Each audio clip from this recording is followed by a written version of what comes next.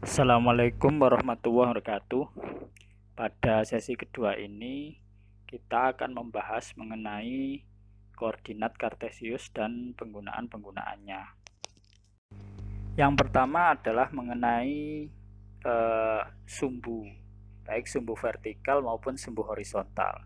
Jadi pada koordinat Kartesius ini ada dua sumbu, yaitu sumbu horizontal yang kita sebut sebagai sumbu X atau dikenal sebagai absis, dan sumbu vertikal yaitu sumbu Y yang dikenal dengan ordinat.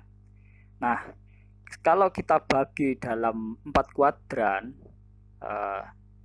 hubungan antara absis dan ordinat itu pada kuadran 1 itu keduanya bernilai positif.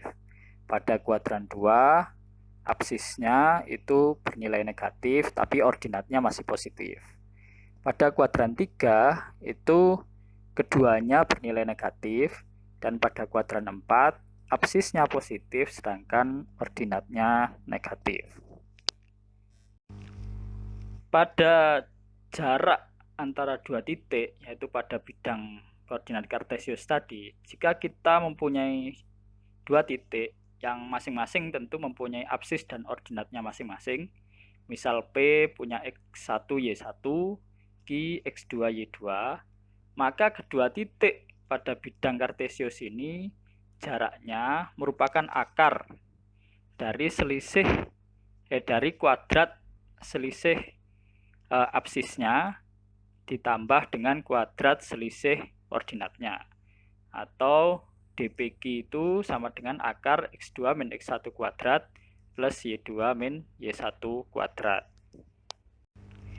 Nah, jika dua titik tadi itu kita hubungkan, tentu akan diperoleh sebuah garis lurus.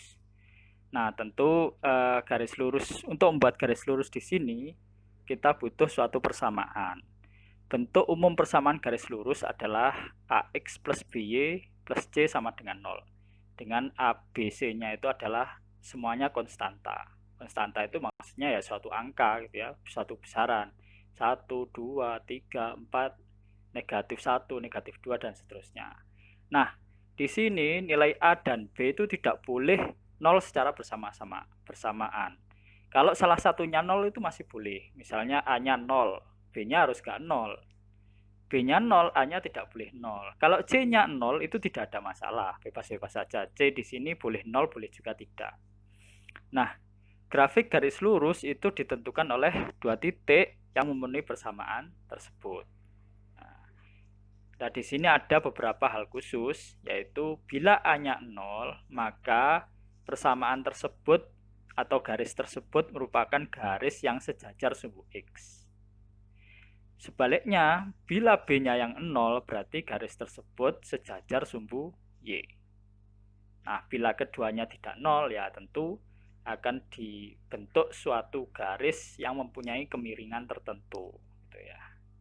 Atau Y sama dengan min A per BX min CB. Jadi diingat, jika A-nya 0, itu maka garisnya sejajar sumbu X.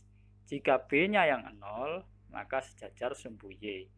Dan jika keduanya tidak 0, maka garis tersebut akan mempunyai kemiringan tertentu.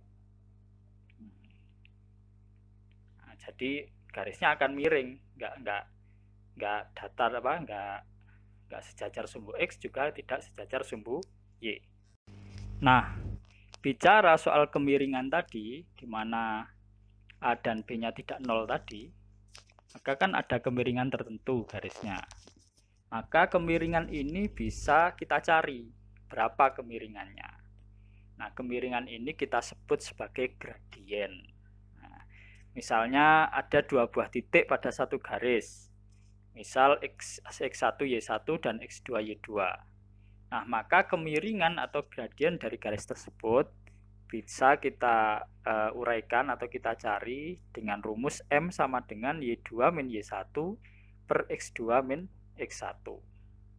Atau dia sama dengan min A per B. Itu bisa Anda cari gitu ya, Anda latih, Anda ketemukan itu. Gimana caranya Y2 min Y1 per per X2 min X1 itu sama dengan min A per B. Nah, itu gradien atau kemiringan dari suatu garis.